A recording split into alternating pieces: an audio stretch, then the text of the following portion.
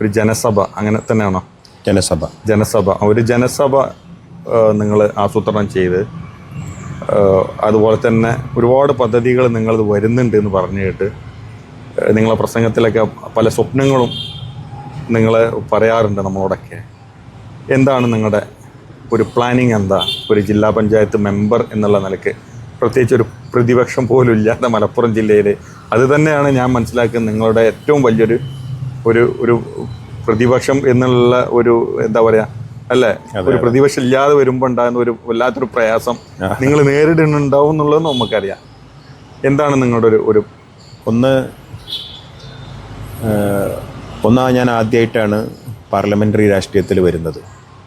നീണ്ട വർഷത്തെ പൊതുപ്രവർത്തനം പരിചയസമ്പത്തും അതുവഴി ഉണ്ടായ ഒരു അനുഭവവും നമുക്ക് കരുത്തായിട്ടുണ്ട്. MSFലും മുസ്ലിം യൂത്ത് ലീഗിലും വളരെ ഉന്നതമായ പദവികൾ വഹിക്കുകയും അതിൽ നമ്മളെക്കൊണ്ട് കഴിയുന്ന രീതിയിലുള്ള ആശയങ്ങളെ കൊണ്ടുവരികയും അത് പ്രാവർത്തികമാക്കുകയും ചെയ്തത് ഒരനുഭവമാണ്. ആ അനുഭവ സമ്പത്തിൻ്റെ ഒരു കരുത്തിലാണ് സത്യത്തിൽ നമുക്കിപ്പോൾ ഒരു പ്രചോദനം കിട്ടുന്നത്. ഇപ്പോൾ പാർലമെൻ്ററി രാഷ്ട്രീയത്തിൽ ആദ്യമായിട്ടാണ്, തെരഞ്ഞെടുപ്പിൽ മത്സരിക്കുന്നത് ആദ്യമായിട്ടാണ്. സ്വാഭാവികമായിട്ടും എനിക്ക് നൽകിയിട്ടുള്ള പരിഗണന, പാർട്ടി തന്നിട്ടുള്ള പരിഗണന, ഞാനെന്നൊരു വ്യക്തിക്ക് നൽകിയ പരിഗണനയായിട്ട് ഞാൻ ഒരിക്കലും കാണുന്നില്ല. അത് മുസ്ലിം യൂത്ത് ലീഗ് ആ സംവിധാനത്തിന് ഇവിടുത്തെ ചെറുപ്പക്കാർക്ക് നൽകിയിട്ടുള്ള പരിഗണനയായിട്ട് ഞാൻ കാണുകയാണ്. അതുകൊണ്ട് അവരുടെയൊക്കെ ഒരു പ്രതിനിധിയായി എനിക്ക് ലഭിച്ച ഈ അവസരത്തെ വളരെ ഭംഗിയിലും മികവാർന്ന രീതിയിൽ ഉപയോഗപ്പെടുത്തുക എന്നുള്ളത് എൻ്റെ ഒരു ഉത്തരവാദിത്തമാണ്, കടമയാണ്.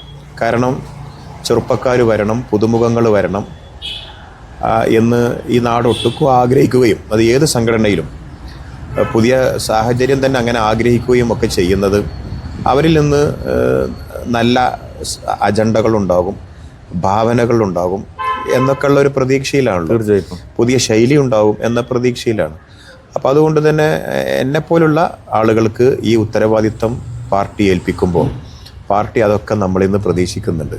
അതുകൊണ്ട് ഇവൻ മോശമായി എന്നൊരു തോന്നൽ പാർട്ടിക്കും പ്രവർത്തകർക്കും ഉണ്ടാകാൻ പാടില്ല എന്ന നിർബന്ധ ബുദ്ധി എനിക്കുണ്ട്. അതുകൊണ്ടാണ് നിങ്ങൾ നേരത്തെ പറഞ്ഞ ജനസഭ എന്ന പേരിൽ ഒരു പ്രോഗ്രാം ആരംഭിക്കുന്നത്. ജനസഭ. അപ്പോൾ ആ ജനസഭ കൊണ്ട് ഉദ്ദേശിക്കുന്നത് എൻ്റെ ഡിവിഷനിലെ, നന്നമ്പ്ര ഡിവിഷനിലെ